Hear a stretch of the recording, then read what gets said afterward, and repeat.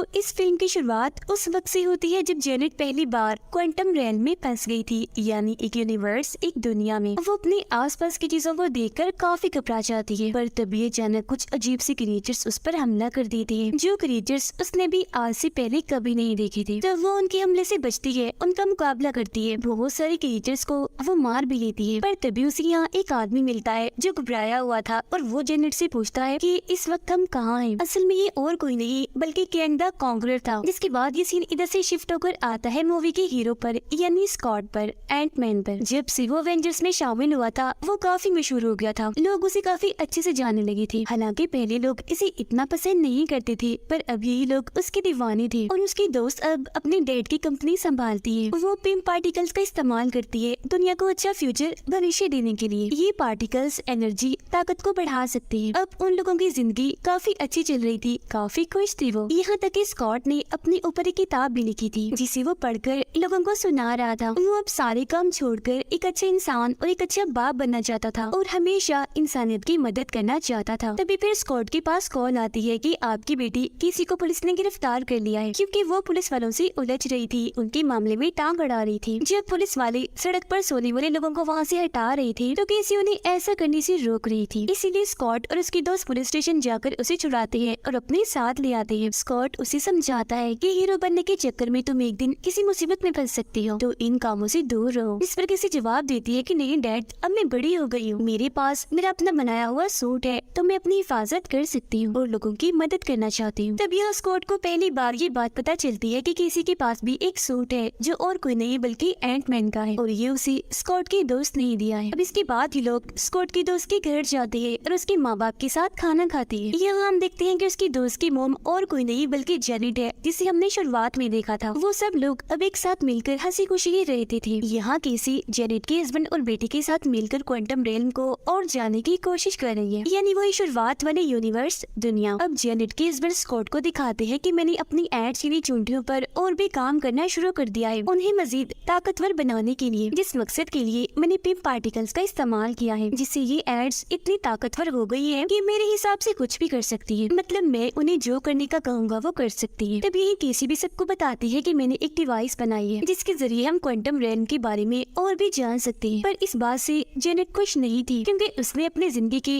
30 साल वहाँ पर गुजारे थे, जो बहुत ही मुश्किल टाइम रहा था, और उन लोगों को इस बात का अंदाजा नहीं था कि क्वांटम रेलम कितना खतरनाक साबित हो सकता है उनके लिए। पर केसी उन्हें तसल्ली देती है कि क्वांटम रेलम के बारे में जानने के लिए हमें वहाँ जाने की जरूरत नहीं है, बल्कि इस डिवाइस की मदद से यही रहकर हम उसके बारे में जान सकते हैं। फिर केसी डिवाइस को ऑन करके एक रेडियो सिग्नल क्वांटम रेलम में भेजती है, जिसकी वजह से वहाँ का सारा डेटा इकट्ठा होकर इन्हें दिखाया जाता है। पर जैसे ही वहाँ से रेडियो सिग्नल का जवाब आता है तो जेनेट काफी घबरा जाती है और वो उस डिवाइस को बंद करने के लिए कहती है, पर जब केसी नहीं करती तो वो खुद ही बंद कर देती है। पर तभी अचानक वो डिवाइस एक बार फिर खुद ब खुद ऑन हो जाती है और आसपास की सभी चीजों को अपनी तरफ खींचने लगती है, यहाँ तक कि उन लोगों को भी। इसीलिए वो सब डिवाइस के अंदर चले जाते हैं और एक अलग ही दुनिया में आ गई थी, जो और कोई नहीं थी बल्कि क्वांटम रेलम में थी। इनके साथ ही वो चींटियां भी क्वांटम रेलम में चली गई थी। स्कॉट अपने एंटमैन वाले सूट में आ गया था। वो और उसकी बेटी केसी एक ही जगह पर आई थी और अपने आसपास देखकर काफी हैरान थे, क्योंकि उन्हें कुछ समझ नहीं आ रही थी कि वो कहाँ आ गए। जबकि जेनेट की बेटी और हस्बैंड अलग जगह पर आए थे, उनके साथ जेनेट नहीं थी, तो वो घबरा गई थी, उसे ढूंढने लगती है। और फिर तभी जेनेट यहाँ आ ही जाती है।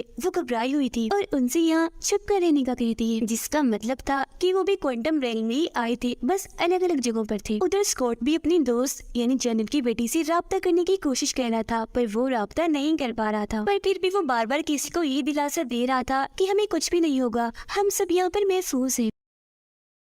अभी वो बातें कर ही रही थी कि तभी अचानक एक काफी बड़ा सा क्रिएचर नीचे से उठता है और उन पर हमला कर देता है। वो अपनी जान बचाने के लिए भागती है। वो इन्हें अभी मारने ही वाला था कि तभी कुछ सूट पहने लोग यहाँ आकर अपनी पावर्स, ताकत से उस क्रिएचर को मार गिराते हैं और इन लोगों की जान बचा लेते हैं। ये लोग दरअसल यही की क्वांटम रेलम के ही रहने वाले थे, जो इन लोगों को भी अपने लिए खतरा समझ रही थी, तो पकड़कर उन्हें अपने साथ ले जाती है। वो अलग ही जुबान में कुछ बोल रही थी। फिर जैसे वो स्कॉट को अपना खास किस्म का शरबत पिलाते हैं है तो स्कॉट को अब उनकी जुबान समझ आने लगी थी। वो उन लोगों को फिर बताता है कि हम यहाँ कैसे आए और आप लोगों के लिए हम खतरा नहीं है। पर तभी उनकी लीडर सामने आती है, कहती है कि तुम लोग ऊपर से आए हो, वो रास्ता खुल गया है तो जरूर यहाँ वो कॉन्करर भी आता होगा। ये नहीं शुरुआत वाला आदमी जो जेनेट को भी मिला था। लीडर इन्हें बताती है कि उसने हमारी इस दुनिया क्वांटम रेल्म पर हमला करके इसे जहन्नुम नाक जैसा बना दिया। पर यहाँ स्कॉट को ये समझ नहीं आ रही थी कि आखिर ये कॉन्करर है कौन। पर हम समझ जाते हैं कि वो आदमी कैंग द कॉन्करर है जो बहुत खतरनाक और अच्छा इंसान नहीं है। जेनेट को यहाँ के कुछ लोगों का ग्रुप मिलता है जिनसे जाकर वो मिलती है। वो लोग उसे देखकर काफी खुश हो गई थी क्योंकि जाहिर है इतना अरसा उसने यहाँ गुजारा था। ये देखकर उसका हस्बैंड और बेटी हैरान थे। अब यहाँ के लोग इन्हें एक बड़ा सा उड़ने वाला क्रिएचर देते हैं ताकि ये लोग उस पर सवारी कर सके। जिसके बाद ये लोग उस पर सवार होकर एक जगह पर जाते हैं जहाँ जेनेट उन दोनों को भी वो एक खास किस्म का शरबत पिलाती है और अब इन लोगों को भी यहाँ की जुबान समझ आने लगती है। अब यहाँ जेनेट अपने एक दोस्त से मिलकर उससे मदद मांगती है क्योंकि इस आदमी और जेनेट ने मिलकर कॉन्करर का पहले सामना भी किया था और ये काफी बहादुर कहलाए थे, सब में काफी मशहूर हो गई थी। पर यहाँ जेनेट को ये जान के काफी बुरा लगता है कि उसका ये दोस्त अब कॉन्करर के साथ मिल चुका है, यानी इसने उसे सुलह का हाथ बढ़ाया है और वो अब इन लोगों को ही ढूंढ रहा है। ये सुनकर टीना को गुस्सा आता है, इसीलिए उस आदमी पर हमला करके उसकी शिप को चुराकर यहाँ से भाग जाती है। उधर क्वांटम रेल्म की लीडर स्कॉट को बता रही थी कि कैसे कॉन्करर ने हमारे लोगों को मारकर यहाँ अपनी एक अलग दुनिया बना ली जहाँ उसके बहुत सारे साथी है जो उसकी तरह ही खतरनाक है और जो लोग बच गए वो उसे छुपते छुपाते उसे हराने के लिए हर वक्त लड़ते रहते हैं। अब इतनी ही देर में कैंग द कॉन्करर के लोग इन पर हमला कर देते हैं क्योंकि उन्हें पता चल गया था कि वो लोग इन्हीं जेनेट और स्कॉट यहाँ आ चुके हैं। तभी लोग उनसे लड़ते हैं, उनका मुकाबला करते हैं। हालांकि कॉन्करर की टीम काफी बड़ी थी, काफी बड़ी लड़ाई छिड़ जाती है इनके बीच। कॉन्करर के लोगों ने मजबूत सूट पहने हुए थे और वो आग निकाल रहे थे। इसी दौरान केसी देखती है कि वो लोग यहाँ के लीडर को पकड़ने वाले हैं, इसीलिए वो बगैर कुछ सोचे ही अपने सूट में आकर उसकी मदद करने के लिए चली जाती है। तब ये देखकर स्कॉट को भी जाना पड़ता है उसकी मदद करने के लिए और अब ये दोनों बाप बेटी अपने एंटमैन वाले सूट में आकर उनसे लड़ने लगते हैं और बड़ी बहादुरी से बहुत सारे लोगों को मार गिराते हैं। अभी उन लोगों ने सुकून का सांस ही लिया था कि तभी एक बड़ी सी रोबोट मशीन उन पर हमला कर दी थी। वो आग की गोली गिरा रही थी, खतरनाक लाइट छोड़ रही थी और साथ ही तेज बिजली भी, इसीलिए इन लोग अपनी जान बचाने के लिए भागने लगते हैं। मगर तभी वो रोबोट मशीन स्कॉट के सामने आकर कहती है कि तुमसे दोबारा मिलकर अच्छा लगा स्कॉट। इसके बाद वो मशीन अपना चेहरा दिखाता है जिसे देखकर स्कॉट काफी हैरान रह गया था क्योंकि ये उसका एक दुश्मनी था जिसे स्कॉट ने उसके सूट में ही मार दिया था। तो जाहिर है अब उसके दिमाग में ये सवाल था कि ये जिंदा अब कैसी है। वो भी इन्हें उठाकर अपने साथ ले आता है और बताता है कि उस दिन में मरा नहीं था बल्कि मैं तो क्वांटम रेल में आ गया था जहाँ कैंग द कॉन्करर ने मुझे बचाया और एक रोबोट मशीन बना दिया। मैं यहाँ आने वाले हर इंसान पर हमला करता हूँ। उधर जेनेट अपने हस्बैंड और बेटी को ये कहानी बता रही थी कि जब मैं यहाँ क्वांटम रेल में आई थी तब मेरी मुलाकात यहाँ कैंग द कॉन्करर से हुई। वो भी मेरी तरह यहाँ फंस गया था। उसने मुझे बताया कि मैं अलग अलग प्लैनेट्स पर जाता हूँ पर शिप खराब होने की वजह से मैं यही फंस गया। दरअसल मेरे पास एक ऐसा शिप है जिसकी मदद से मैं किसी भी टाइम लाइन में किसी भी यूनिवर्स में जा सकता हूँ। आगे जेनेट बताती है कि मैंने और उसने मिलकर फिर उसकी शिप की एनर्जी बॉल को रिचार्ज किया ताकि वो वापस अपने घर जा सके और फिर कई सालों की मेहनत के बाद हम कामयाब हो ही गए क्योंकि हमने उस एनर्जी बॉल को चार्ज कर ही लिया। इसके बाद फिर हम उसे कैंग की शिप में लगाने लगे। उसका वो पूरा शिप ही उसके दिमाग से कनेक्टेड था, जुड़ा हुआ था और फिर जैसे मैंने उसे छुआ तो मैंने कैंग के दिमाग की हर एक चीज को देख लिया जिससे मुझे पता चला कि न जाने कितने ही टाइम्स और दुनियाओं को कैंग ने बर्बाद कर दिया, बिल्कुल उन्हें नष्ट कर दिया जैसे वो कभी पाए ना गए हो। और क्वांटम रेल में वो फंसा नहीं था बल्कि किसी ने जानबूझकर उसे यहाँ फंसाया था ताकि वो यही कैद रहे और बाहर आकर और किसी दुनिया और टाइम को तबाह न कर दे। पर क्योंकि उसका शिप ठीक हो चुका था साथ ही उसने अपना सूट भी पा लिया था, इसीलिए उसने जेनेट को कहा कि मैं तुम्हें भी तुम्हारे घर छोड़ दूंगा और वादा करता हूँ कि तुम्हारी दुनिया तुम्हारे प्लेनेट को कुछ नहीं करूंगा। पर जेनेट को ये बात मंजूर नहीं थी कि वो मेरे प्लेनेट को बेशक छोड़ते पर बाकियों को तबाह कर दे, इसीलिए वो वहाँ से अपने सूट वाले रूप में आकर गायब होकर उस एनर्जी बॉल को चुराकर वहाँ से भागने लगती है। पर क्योंकि कैंग ने अपना सूट हासिल कर लिया था इसीलिए वो ज्यादा दूर तक नहीं भाग पाती। कुछ दूर जाने पर वो वहाँ तबाही मचाकर जेनेट को भागने से रोक देता है। फिर जेनेट यहाँ अपनी ताकत से उस एनर्जी बॉल को काफी बड़ा कर लेती है ताकि कैंग उस तक कभी न पहुँच सके और खुद यहाँ से भाग जाती है, जिससे अब कैंग द कॉन्करर यहाँ फंस गया था क्योंकि उसका रास्ता भी बंद कर दिया गया था। पर क्योंकि उसके पास मजबूत सूट था इसीलिए उसने यहाँ अपनी दुनिया बना ली जिसके बाद उसकी एक काफी बड़ी टीम भी बन गई और जेनेट यही उसे चुप कर रहती रही। जिसके बाद उसके हस्बैंड ने आकर उसकी जान बचाने और उसे घर ले गया। पर वापस आने के बाद अभी भी वो इस शर्मिंदगी में थी कि मैं क्वांटम रेल में एक मॉन्स्टर को जगाई। जिसके बाद उसकी बेटी उसे दिलासा देती है कि फिक्र मत करे, हम एक साथ मिलकर उसे एनर्जी बॉल को लेने से रोकेंगे। और फिर वो तीनों निकल जाते हैं उस एनर्जी बॉल की तलाश में। उधर स्कॉट के सामने कैंग आ गया था जो उसे किसी को मारने की धमकी देता है कि मैं तुम्हारी बेटी को मार दूंगा, तो तुम जाकर उस एनर्जी बॉल को लेकर आओ। तो अपनी बेटी को बचाने के लिए स्कॉट चला जाता है, पर जैसे ही वो उस जगह के दरमियान में पहुंचता है तो उसे अजीब होने लगता है। वो देखता है कि यहाँ मेरी जैसे और भी कई सारे लोग बन चुके हैं। उसे कुछ भी समझ नहीं आती कि ये क्या हो रहा है। वो जितना इस बारे में सोचता जा रहा था उतने ही उसकी हम शक्ल बन रही थी। ये सब उसके दिमाग का काम था,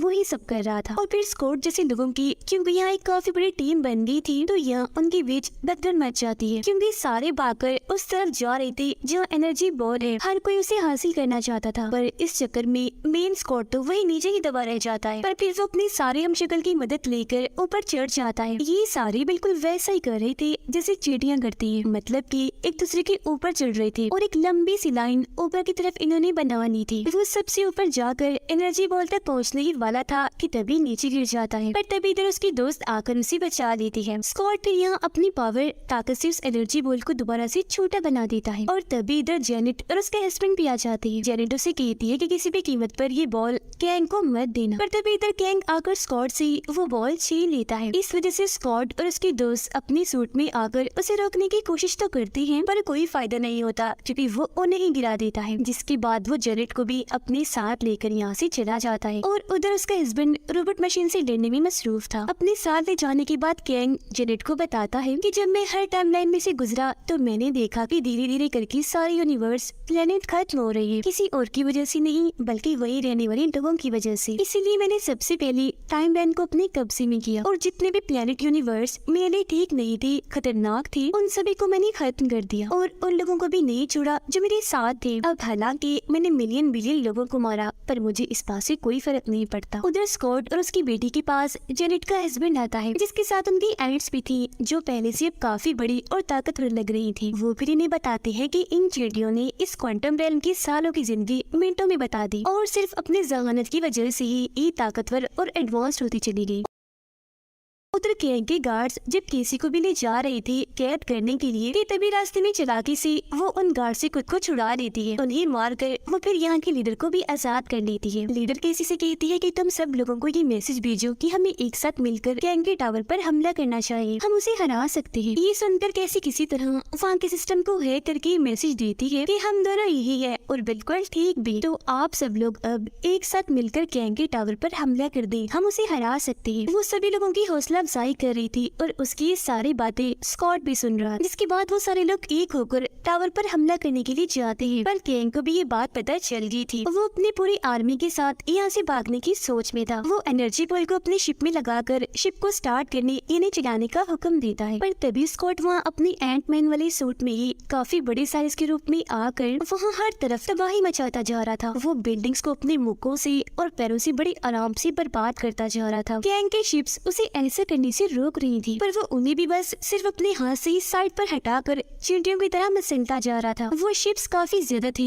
कि तभी बाकी के लोग भी इधर आ जाते हैं कैंग पर हमला करने के लिए। वो टावर के काफी पास आ चुके थे। उधर जब रोबोट मशीन किसी को मारने ही वाला था कि तभी वो भी अपने डैड की तरह अपना साइज बड़ा करके जोरदार उसे मुक्का मारती है, फिर और उसे मारकर वही फेंक देती है और कहती है कि मैं तुम्हें एक मौका दे सकती हूँ, अगर तुम चाहो तो सुधर कर एक अच्छे इंसान बन सकते हो। उधर कैंग का शिप बस उड़ने ही वाला था कि तभी स्कॉट उस पर हमला कर देता है और उसकी एक एक झटके से शिप के कई सारे टुकड़े हो जाते हैं। इसीलिए अब कैंग भी बाहर आ चुका था अपनी असली खतरनाक रूप में और वहाँ के लोगों को वो मारना शुरू कर देता है अपनी खतरनाक ताकतवर लाइट से, जिसके सामने कोई भी टिक नहीं पा रहा था और वो सारे के सारे दूर दूर जाकर गिर रही थी। यहाँ तक कि स्कॉट भी आगे नहीं बढ़ पा रहा था उसे रोकने के लिए, उसका हमला वो भी नहीं झेल रहा था। फिर तभी गुस्से में कैंग उसे कहता है कि तुम्हें अंदाजा नहीं मैं कितना ताकतवर और खतरनाक खतरनाक हूँ। ना जाने मैंने कितने प्लैनेट्स यूनिवर्स का खात्मा कर दिया है और तो मैंने बहुत सारे एवेंजर्स के हीरो को भी मार गिरा है, तो तुम भी मेरी आगे कुछ नहीं। उसके ये कहते यहाँ पर बहुत सारी एड्स आ जाती है जो जेनेट का हस्बैंड अपने साथ लाया था। वो सारी की सारी एड्स एक साथ गैंग पर हमला कर देती है। उनकी तादाद इतनी ज्यादा थी कि गैंग के लिए उन्हें रोकना बहुत मुश्किल था, तो इसीलिए उसने अपने चारों तरफ एक शील्ड बना ली थी ताकि वो उन्हें रोक सके। पर तभी अचानक उस पर रोबोट मशीन का हमला हो जाता है जिससे वो शील्ड टूट जाती है और अब एक साथ सैकड़ों की तादाद में एड्स उस पर हमला कर देती है और इसी के साथ ही रोबोट मशीन का भी खात्मा हो जाता है। तभी जेनेट उन्हें कहती है कि आप सब जल्दी से टावर में आ जाए,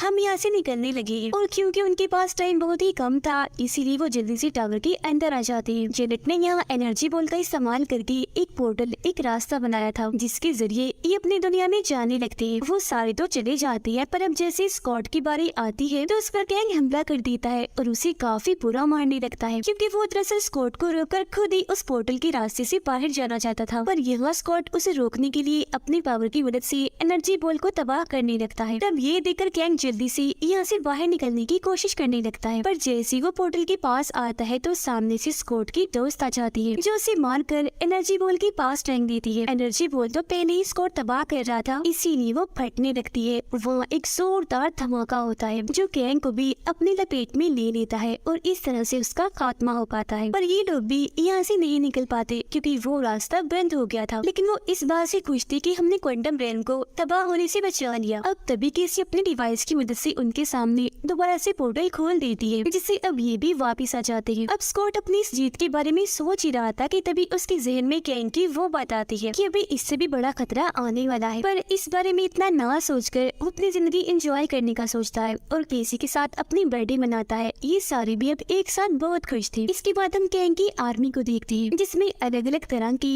अलग अलग किस्म की बहुत सारी गैंग थी और फिर हम देखते हैं इस आर्मी के मेन गैंग को उसे फिर यहाँ से निकाल कर क्वांटम रेल में भेज दिया जाता है ताकि वो इस यूनिवर्स को खत्म कर ही दे जो काम पहले वाला गैंग नहीं कर पाया। और ये चीज उस खतरे की तरफ इशारा कर रही थी जिसके बारे में स्कॉट भी सोच रहा था। इसके बाद हम लोकी और मोरबियस को देखते हैं जो इस दूसरे वर्जन इन्हीं गैंग की जो ये आर्मी बनी थी उनकी मेन गैंग से वो मिलते हैं जिसकी शक्ल लोकी ने पहचान ली थी जिसके बारे में वो मोरबियस को भी बताता है। अब ये वाले दो पोस्ट क्रेडिट सीन दिखाते हुए ही ये मूवी इधर ही खत्म हो जाती है।